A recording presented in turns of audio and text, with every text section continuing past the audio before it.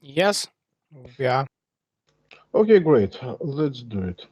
I will share my screen and we will continue.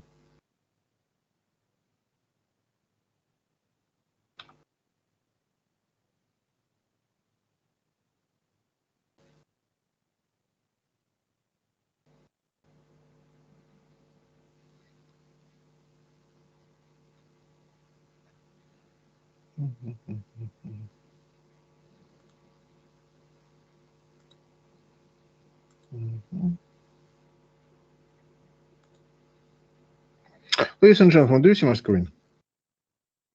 Yes, we do. Okay, great. So now we will proceed to the analysis of brand equity. What is it, guys? What is it? It is a perceived worth of a brand. Perceived worth of a brand by its target audience. So how is this brand valuable for this target audience? Actually, presence of brand equity transforms brands into assets. What does it mean, ladies and gentlemen? Brand, it is just, how should I say, it is just what?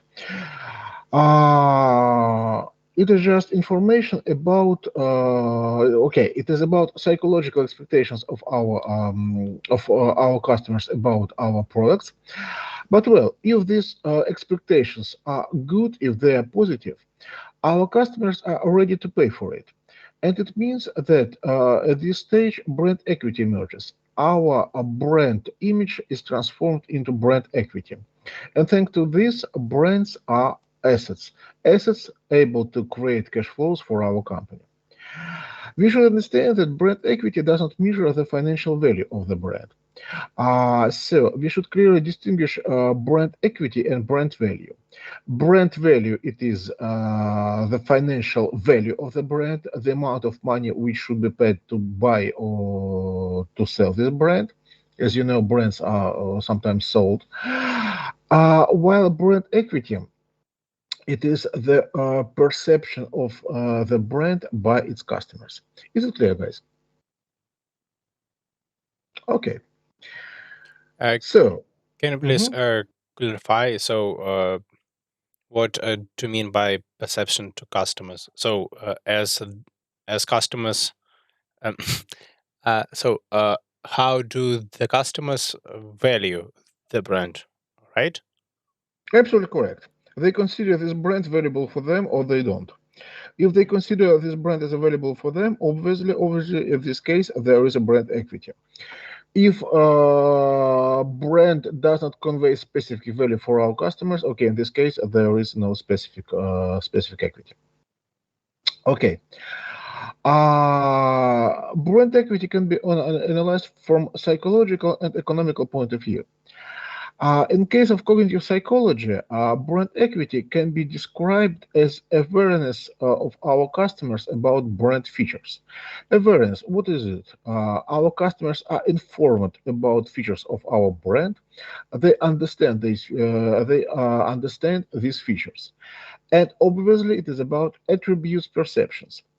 So these features can be perceived by our customers as variable or as not variable.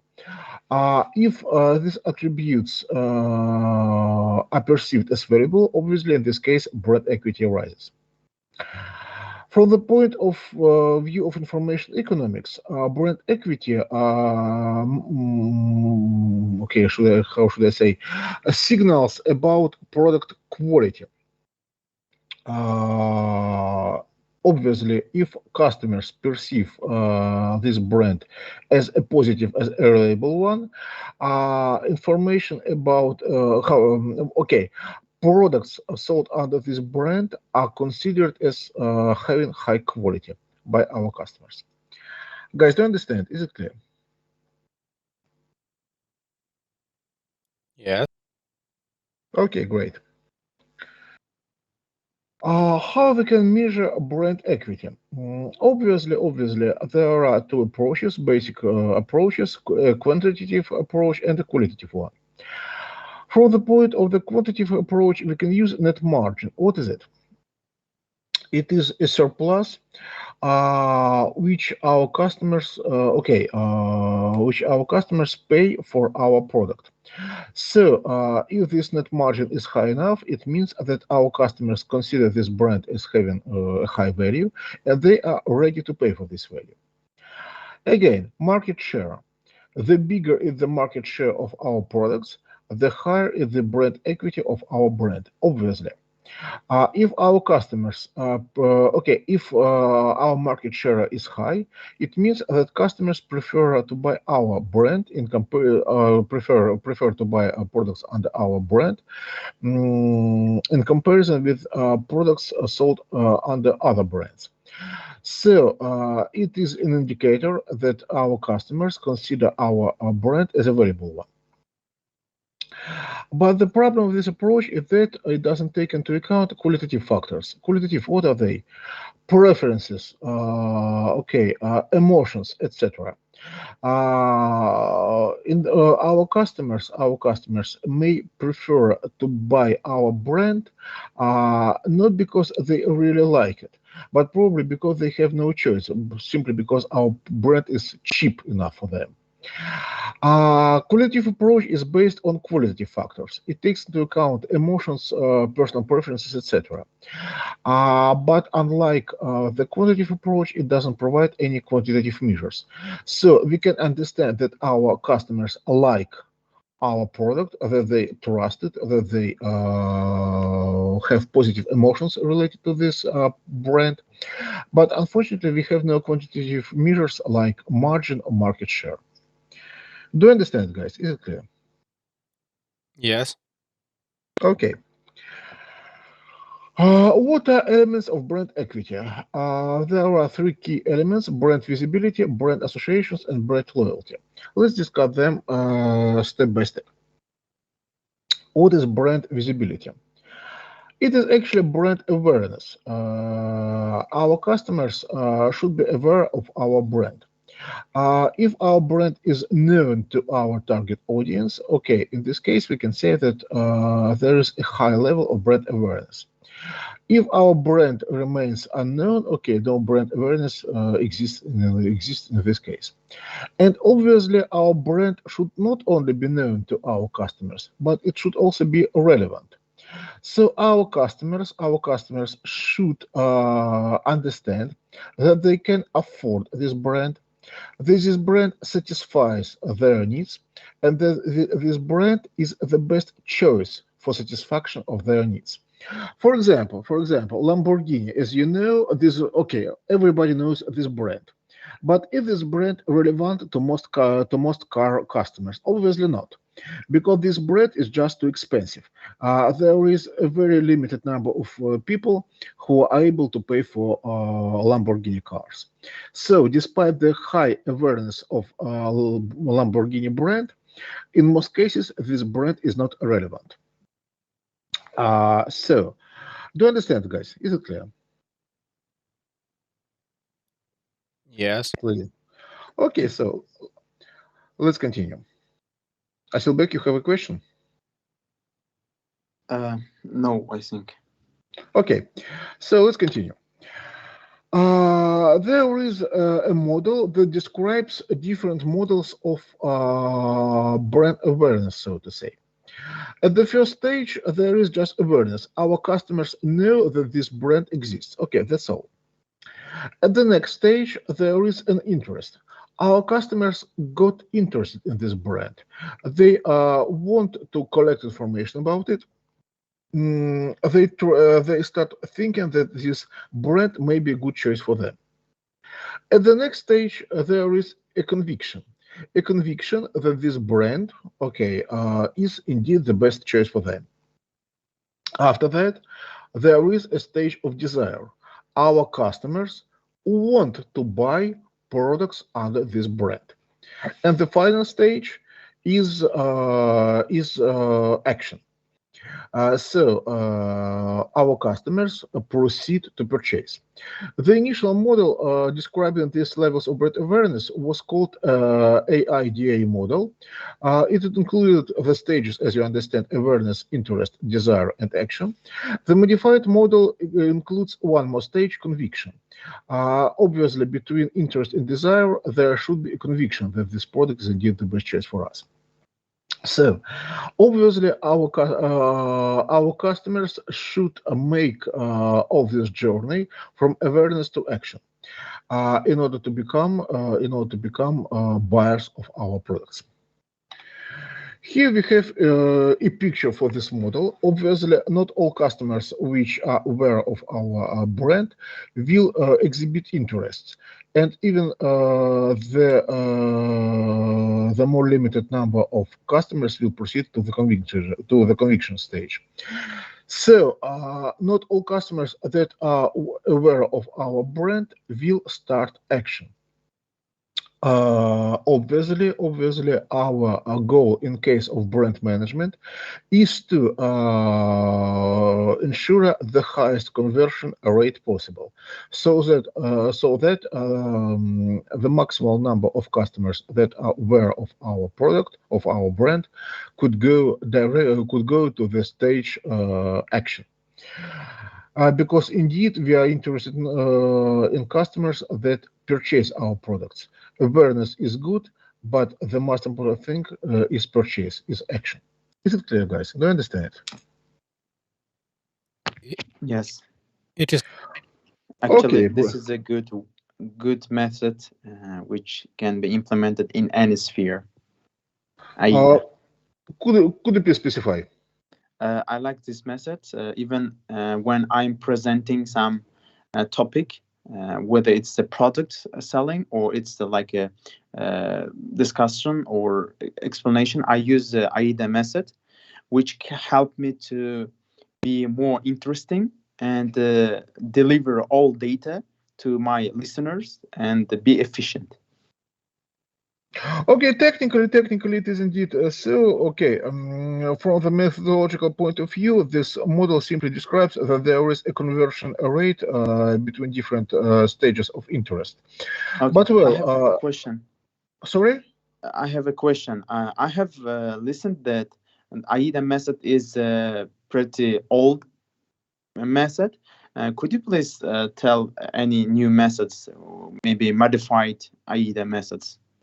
Okay, this modified ADAM model is okay. Ladies and gentlemen, what we should understand. Models which are old are not inefficient, as you should understand. This basic model, the basic version of this ADA model was developed pretty long time ago. You're absolutely correct, but it is still used for brand management. It is pretty efficient because it describes, as I have already said, different levels of interest. This modified ADA model, which includes conviction stage, is more advanced, and probably I would like to recommend it for you to use. Okay, I still back. Okay. Okay, Yeah. so let's continue. What are brand associations? Brand associations are benefits which are related to our brand. There are four key types of these associations, four key types of benefits: functional benefits, emotional benefits, self expressive benefits, and social benefits. Guys, do you have any ideas about the nature of these benefits? Maybe you have some examples.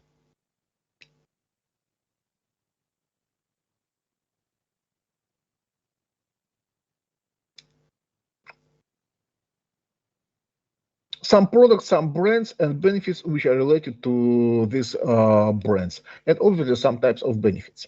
Maybe you have just some examples of different types of benefits. Are Cool. those benefits for customers? Obviously, for customers. For example, what are functional benefits? Uh, for example, the functional benefit of brand Apple is good quality. I don't know. smartphones, for example. Okay, high quality of smartphones. Okay, why not? Functional benefits are tangible benefits, so to say. They describe the technological features of a product. For example, in case of Snickers or chocolate bars, what is the functional benefit of this chocolate bar? You can eat it and became not hungry. Okay, it is a source of energy. Absolutely correct. So, in case of Snickers, okay, you get fast energy, so to say. You can get energy which is necessary for your work. Okay, good. So it is about basic features of our product. Technological benefits, I would say, they are directly related to the composition of the product, its technology, etc. Well, what about emotional benefits? Well, what comes to It mind gives is Coca-Cola brand, for example, because they always provide this happiness image. And can this be an emotional benefit when you Absolutely drink correct. their Happiness, juice? happiness. You're absolutely right. It's about emotion. It is about emotion. So happiness is a very good example. Very good. Thank you very much, Sophia. Nikolai, you had an idea. It was Nikolai. Heiselberg. Asylbek, sorry. Asylbek, you had the same idea. Coca-Cola. Oh, everybody likes Coca-Cola. Great. No. I mean the explanation of emotional benefits related to sneakers. It, uh, it gives the energy and happiness, and this is very sweet. Okay, very sweet. It's about functional benefits, I would say. While it gives, okay, it makes you more happy. Okay, why not? It can be also an emotional benefit. Why not? What else? Well, What about yes, Nikolai? I've got the example of emotional benefits with one more time Apple brand. So you got some emotional benefits in case uh, you've just bought a new iPhone. So you feel like you're chosen and you are so fashionable and so on, and it somehow can benefit you. Okay, very good example. Does everybody agree that it is about emotional benefits? Yes, I guess emotional benefits also contribute to Apple brand. I mean that the feeling of being chosen, is it really an emotional benefit? It can Please be a look. social Pl- one or self-expressive one. I would say it is more about social benefits. Okay, you are a part of a society, as I understand it. So you are a part of the society. You're just one of its members, and okay, you can feel a little bit at loss within this society, I would say. When you get an Apple smartphone, you can see yourself as a chosen one. You are a lucky person who possesses this great Apple smartphone. So, from a social point of view, you are a successful guy. People considers you to be a successful person, and this is obviously a social benefit. Guys, do you understand? Is it clear? Yeah. Okay, so social Yes. benefits, it's about perception. How should I say? Social benefit, while emotional benefits are about your internal feelings, are about your personal emotions, social benefits contribute to your perception by the society. They influence your social role. If a brand can change your perception by the society, okay, in this case, it has social benefits. Obviously, if it contributes to a positive perception by the society. For example, if you possess a Lamborghini car, okay, what you can say? Can you get emotional benefits? Okay, functional Yes. benefits probably a high speed of this car, right, guys? Do you understand? hmm Emotional benefits. This is a feeling of status that you have a rich man and. Look, in case of Lamborghini car, Lamborghini cars are sport cars, as you understand it. So they have a very high speed. So it is a functional benefit. They are fast. Okay. Emotional benefits. You can drive very fast. You can enjoy this feeling of speed. Guys, you understand? Yes. It is about emotional benefits. Okay, from the functional point of view, you can get from one point to another one very fast. Okay, it is just a function. You can save your time. It's about efficiency. Emotional benefits is just the feeling of this speed. You can drive fast. You are okay.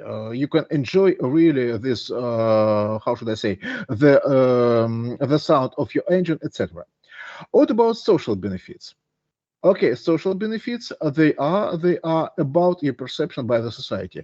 If you own a Lamborghini car, you are without any doubt a very rich guy. So everybody will see you. Okay, okay, you park your Lamborghini car near, I don't know, a luxury nightclub. So everybody, especially every girl, it is very important for young guys, as you understand, will consider you as a very rich person. Guys, is it clear? Yeah. Okay, it's about social benefits. And Now, yes. on that example, can we extract self-expressive benefits from getting a new Lamborghini? Okay, any examples, guys? Self-expressive benefits. What are they? Any ideas? Well, I'm thinking about cosmetics brands. I don't Okay. know, some fashionable clothes brands. Mm-hmm. They allow you to self-express quite well. Absolutely correct. Absolutely correct. In this case, some brand image, some qualities of a product may help you to express a personality. In case of Lamborghini, okay, what does it mean? You can enjoy this fast car. You can enjoy this high speed, but you can also express the sporty part of your soul, so to say. You can drive this car as you wish, as you always wanted, so to say. So this high speed is not only a positive feeling for you, but also a possibility to express your internal desires. Guys, do you understand? Is it clear? Yes. So Okay, so just a moment. Sophia mentioned some clothes brands, some cosmetics brands. Okay, they're also contributing to self expression because they help us to look like just we want to look. Guys, do you understand? yes, of course. Okay, Nikolai, you had a question? Yes. One more time, turning back to Lamborghini. So I get some emotional benefits. So it's about my feelings during the ride, Mm-hmm. and self-expressive benefits I receive while showing my um, preferred I know preferences to other people in that case. I'm afraid I didn't understand. You could you please repeat? So self-expressive benefits I get from showing other people that I like fast driving. It is not necessary showing yourself, showing yourself to other people. Technically, you can drive this car as you always wanted to drive a car. Obviously, when you drive a Lamborghini, you have more driving options in comparison with a Lada car, as you understand, because it is a more technologically advanced car.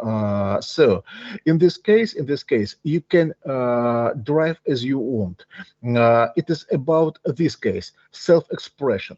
You can do what you want. You can be yourself, so to say. Hmm. Okay, Yes. Okay. Probably being yourself is the best explanation of self-expression. Obviously, you can demonstrate this style to everybody, but but I would consider this demonstration as a possibility of social benefits, while being yourself, it's about self-expression. Okay. Okay. Okay, guys. Let's continue. Uh-huh. Okay, okay. Let's switch from Lamborghini to McDonald's, another very famous brand. Here we have different brand associations. Fast. Uh, Fast. Let's start from the top. Fast. It's about what type of benefits? Functional. I would agree. Friendly. Emotional. Most probably. Convenience.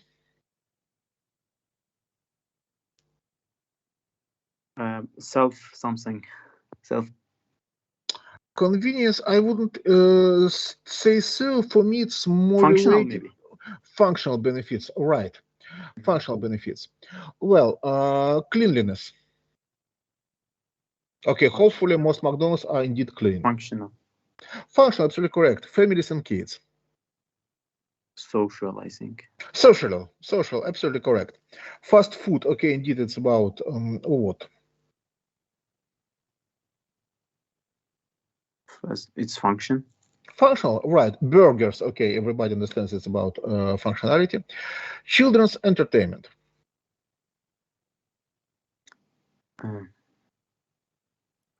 Functional. It may be functional. It may be functional. It may be somewhat social. It is children oriented, so to say. Well, guys. So now we can say that McDonald's restaurants have a lot of features. That the McDonald's brand itself has a lot of features, and these features can be described as functional, self-expressive, etc. Our associations, how should I say, companies, brand owners should clearly understand what associations emerge in their customers' mind when these customers think about their brand. These associations create an image of this brand, and obviously it creates a brand equity. So our goal is to create positive associations so that our customers could prefer us to our competitors. Is it clear, ladies and gentlemen? Yes, it is. Okay, hopefully. Let's continue. Let's continue. Okay. So, how can brand associations be created? Obviously, the first way is the customer contact with the organization and its employees. Ladies and gentlemen, when you go to a McDonald's restaurant, obviously you contact this organization and you contact its employees. It is the first starting point of your perception. If this customer contact is a failure, obviously, brand associations will be very bad. So the key tool of brand association creation is the place of the contact of the customer and the company. And obviously, you should pay attention to the good behavior, so to say, to the good training of your employees. Employees can create a very positive image of the company, but they also can very easily destroy this positive image. Okay, personal experience of use.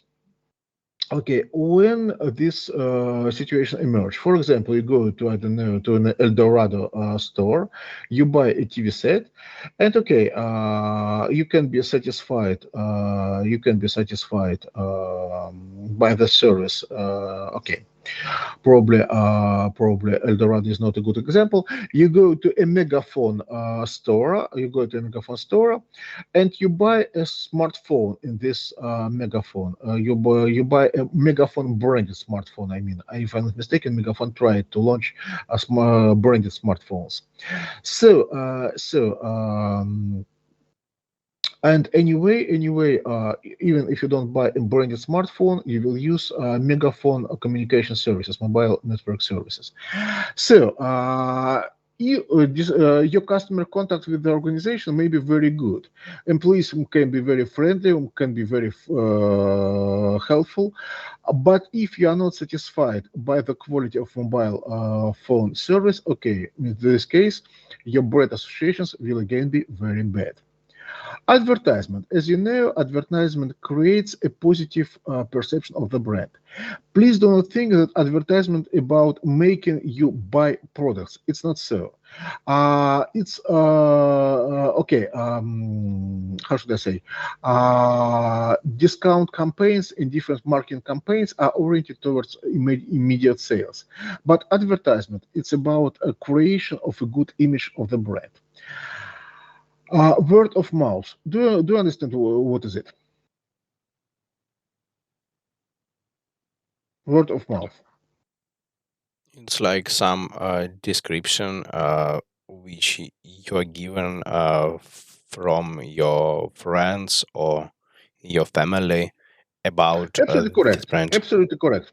It's about what other people say about this brand. You can believe these people, obviously, especially if they belong to a family or to a community, and this word of mouth may be very, very important for you. Okay, celebrity or big entity association. Guys, do you understand what is it? Yes. So, for example, if there is a celebrity who advertises this company or who uses this brand. Obviously, if you trust this celebrity, you may prefer this brand. You may consider this brand as a positive one. Or big entity association. So, if this brand supports or cooperates with a big entity, with a big company.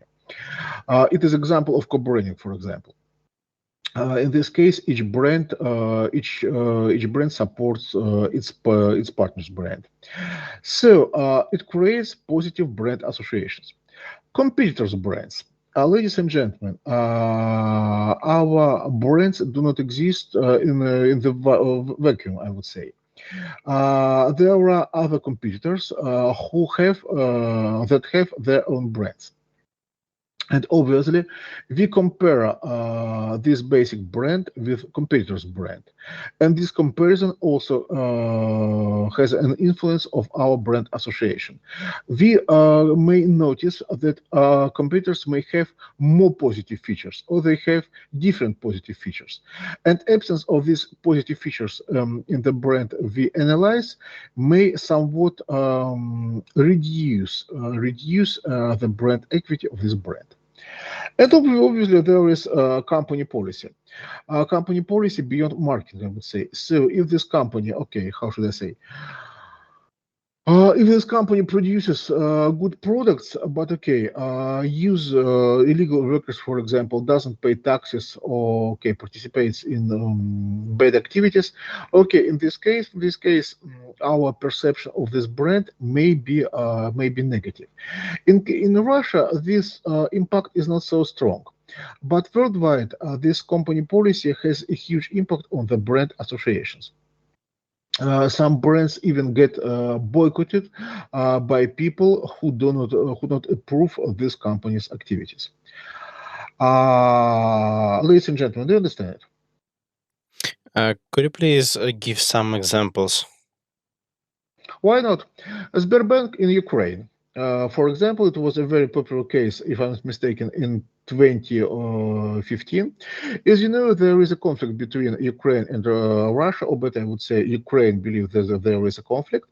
So there are people in Ukraine who do not approve, who do not agree with the presence of Russian companies in Ukraine, who believe that Russia is an enemy and who would like to ban any Russian-backed activity, any Russian-backed economic activity, I mean, in Ukraine.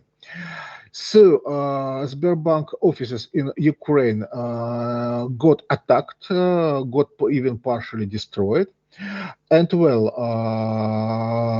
Ukrainians somewhat avoided using services of this Russian bank. And finally, if I'm not mistaken, Sberbank decided to sell its Ukrainian chain of offices to a different company. Okay. Okay. Another example would be, okay, it is a very old example, but probably you heard about it. As you probably remember, in 1999, so more than 20 years ago, NATO bombed Yugoslavia, bombed Serbia, in attempt to liberate Kosovo from Serbian occupation, from Serbian national cleansing, as it was described at the media in those days. So NATO bombed Serbia, NATO bombed Belgrade. And well, as you know, NATO is headed by the United States. And well, during these bombings, McDonald's restaurants in Belgrade, as you know, McDonald's is strongly associated with America. They got attacked by Serbians who were very unhappy that their home country is being bombed by the United States, and they wished to express their negative feelings about America-backed brands. Okay. Okay. Okay, these examples are very, very strong. They are related to wars, to political conflicts, etc. But there are some other examples. If I'm not mistaken, there are jewelry brands that purchase illegally produced jewels from Africa and Asia. Illegally produced means that these jewels are exported by illegal bands, or they are produced in prisons by political detainees. So these jewelry companies are boycotted by European and American customers. Okay. Okay. So now I also remember the example, but it's not so strong. So one of my friends, she's trying not to buy anything from Nike, because Mm-hmm. Nike worked in Germany during the Second World War, something like that, and so she prefers Puma. Okay, why not? Why not? It could be. It could be. But I'm not sure about Nike. Nike, it is an American company. I think it was about. It is about Adidas. I guess. Maybe. Um, Adidas, if I'm not mistaken, worked in the Nazi Germany, and there is another example. Probably you know the brand Hugo Boss. It is a German brand which even designed the SS uniform during the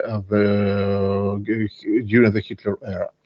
But well, okay, guys, the history of the past can be very sad, and different brands have different histories, I would say.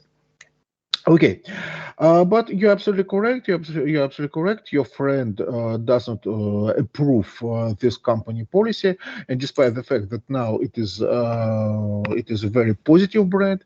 Okay, the historical past of this company prevents your friend from buying its products. Okay, absolutely correct, guys. Is it clear? Do you understand? Yes. Okay, it's great. clear. Yes. Okay.